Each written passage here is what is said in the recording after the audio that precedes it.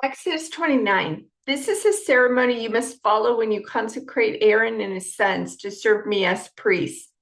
Take a young bull and 2 rams with no defects.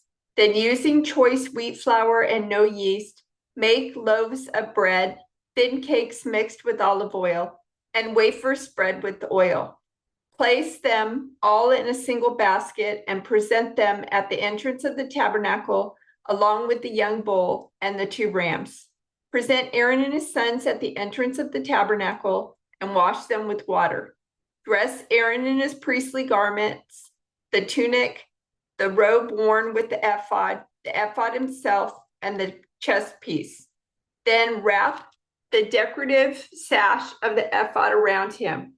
Place the turban on his head and fasten the sacred medallion to the turban.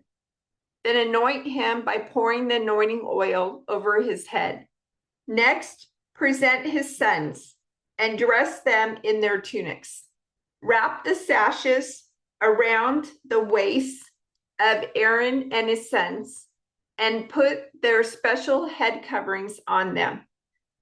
Then the right to the priesthood will be theirs by law forever. In this way, you will ordain Aaron and his sons. Bring the young bull to the entrance of the tabernacle, where Aaron and his sons will lay their hands on its head. Then slaughter the bull in the Lord's presence at the entrance of the tabernacle. Put some of its blood on the horns of the altar with your finger and pour out the rest at the base of the altar. Take all the fat around the internal organs, the long lobe of the liver and the 2 kidneys, and the fat around them, and burn it all on the altar. Then take the rest of the bull, including its hide, meat, and dung, and burn it outside the camp as a sin offering. Next, Aaron and his sons must lay their hands on the head of one of the rams. Then slaughter the ram and splatter its blood against all sides of the altar. Cut the ram into pieces and wash off the internal organs and the legs. Set them alongside the head and the other pieces of the body. Then burn the entire animal on the altar. This is a burnt offering to the Lord. It is a pleasing aroma, a special gift presented to the Lord. Now take the other ram and have Aaron and his sons lay their hands on its head.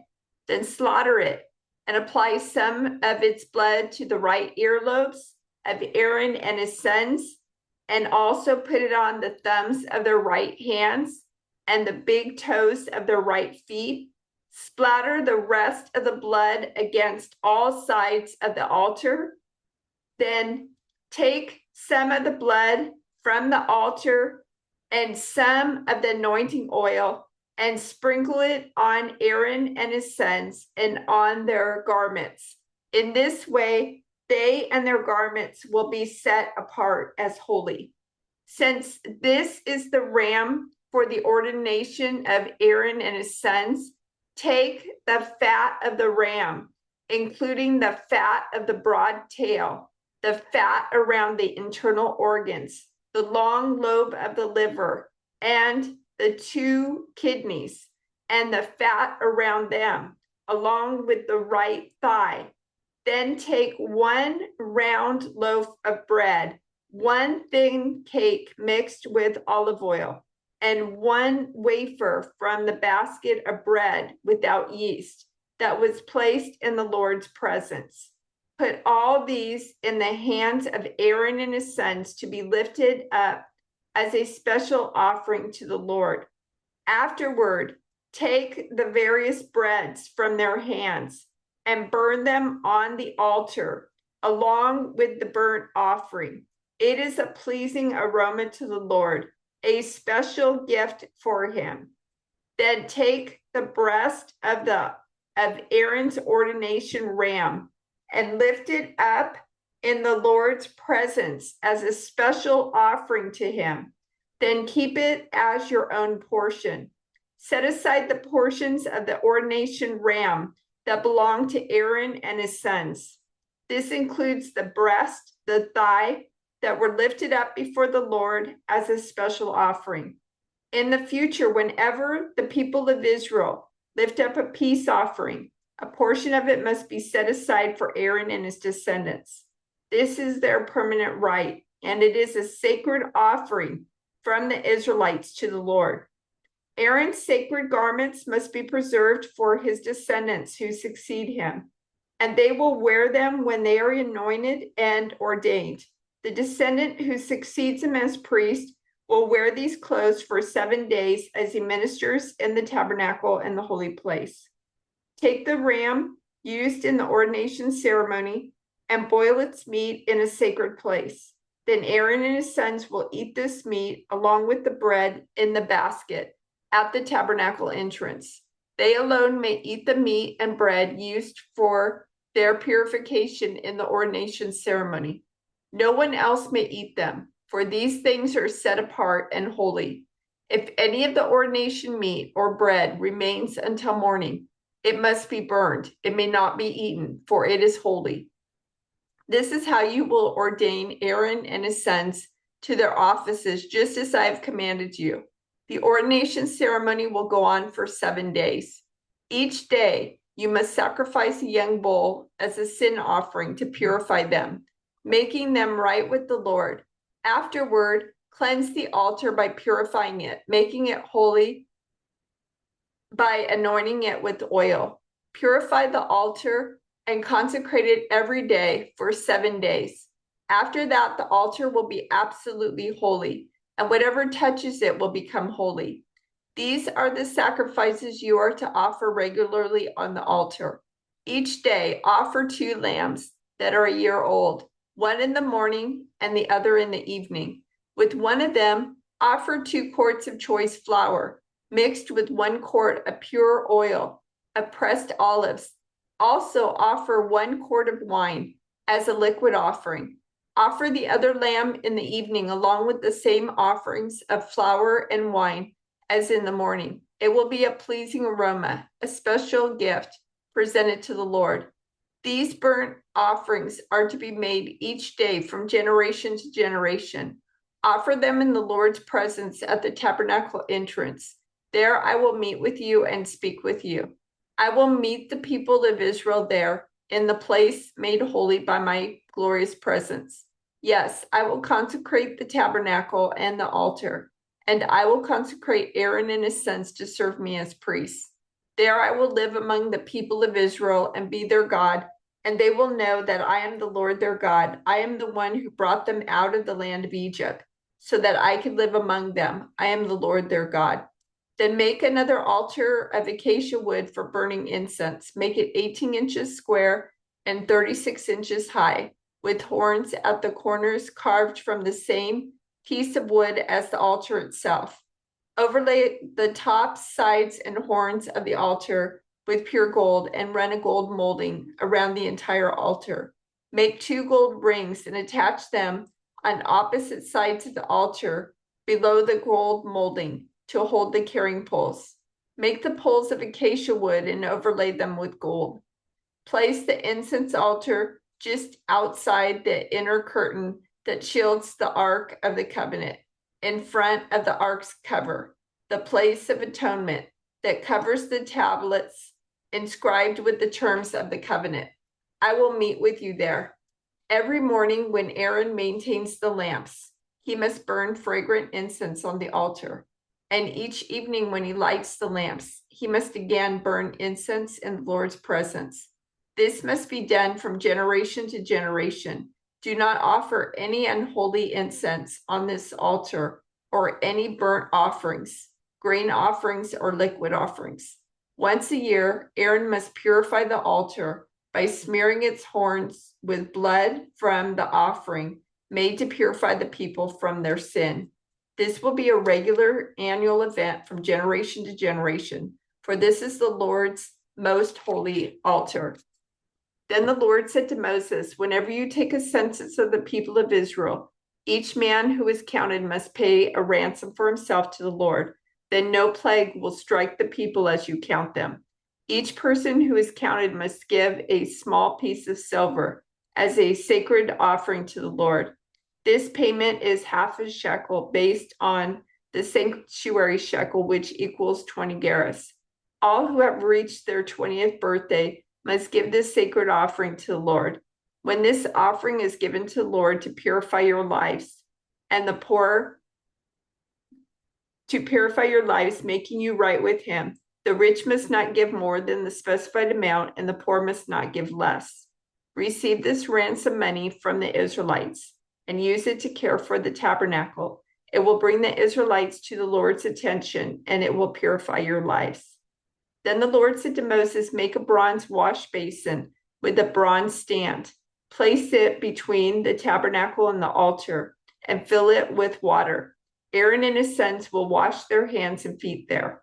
They must wash with water whenever they go into the tabernacle to appear before the Lord, and when they approach the altar to burn up their special gifts to the Lord, or they will die. They must always wash their hands and feet, or they will die. This is a permanent law for Aaron and his descendants to be observed from generation to generation. Then the Lord said to Moses, collect choice spices, 12.5 pounds of pure myrrh, 6.25 pounds of fragrant cinnamon, 6.25 pounds of fragrant calamus, and 12.5 pounds of cassia, as measured by the weight of the sanctuary shekel. Also get 1 gallon of olive oil. Like a skilled incense maker, blend these ingredients to make a holy anointing oil. Use this sacred oil to anoint the tabernacle, the Ark of the Covenant, the table and all its utensils, the lampstand and all its accessories, the incense altar, the altar of burnt offering and all its utensils, and the wash basin with its stand. Consecrate them to make them absolutely holy. After this, whatever touches them will also become holy. Anoint Aaron and his sons also, consecrating them to serve me as priests, and say to the people of Israel, this holy anointing oil is reserved for me from generation to generation. It must never be used to anoint anyone else, and you must never make any blend like it for yourselves. It is holy, and you must treat it as holy. Anyone who makes a blend like it or anoints someone other than a priest will be cut off from the community. Then the Lord said to Moses, gather fragrant spices, resin droplets, mollusk shell, and galbanum, and mix these fragrant spices with pure frankincense, weighed out in equal amounts. Using the usual techniques of the incense maker, blend the spices together and sprinkle them with salt to produce a pure and holy incense. Grind some of the mixture into a very fine powder and put it in front of the Ark of the Covenant, where I will meet with you in the tabernacle. You must treat this incense as most holy. Never use this formula to make this incense for yourselves. It is reserved for the Lord, and you must treat it as holy. Anyone who makes incense like this for personal use will be cut off from the community. Then the Lord said to Moses, look, I've specifically chosen Bezalel, son of Uri, grandson of Hur, of the tribe of Judah. I have filled him with the Spirit of God, giving him great wisdom, ability, and expertise in all kinds of crafts. He is a master craftsman, expert in working with gold, silver, and bronze. He is skilled in engraving and mounting gemstones and in carving wood. He is a master at every craft. And I have personally appointed Oholiab, son of Ahisamach, of the tribe of Dan, to be his assistant. Moreover, I've given special skill to all the gifted craftsmen so they can make all the things I've commanded you to make.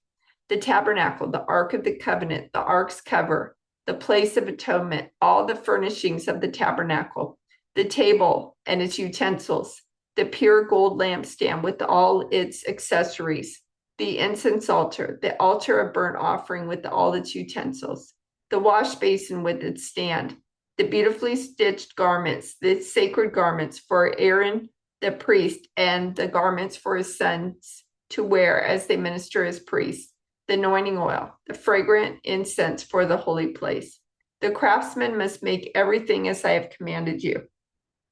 The Lord then gave these instructions to Moses. Tell the people of Israel, be careful to keep my Sabbath day, for the Sabbath is a sign of the covenant between me and you from generation to generation. It is given so you may know that I am the Lord who makes you holy. You must keep the Sabbath day, for it is a holy day for you. Anyone who desecrates it must be put to death. Anyone who works on that day will be cut off from the community. You have 6 days each week from your ordinary work, but the seventh day must be a Sabbath day of complete rest, a holy day dedicated to the Lord. Anyone who works on the Sabbath must be put to death. The people of Israel must keep the Sabbath day by observing it from generation to generation. This is a covenant obligation for all time. It is a permanent sign of my covenant with the people of Israel. For in 6 days the Lord made the heaven and earth, but on the seventh day he stopped working and was refreshed. When the Lord finished speaking with Moses on Mount Sinai, he gave him the 2 stone tablets inscribed with the terms of the covenant, written by the finger of God.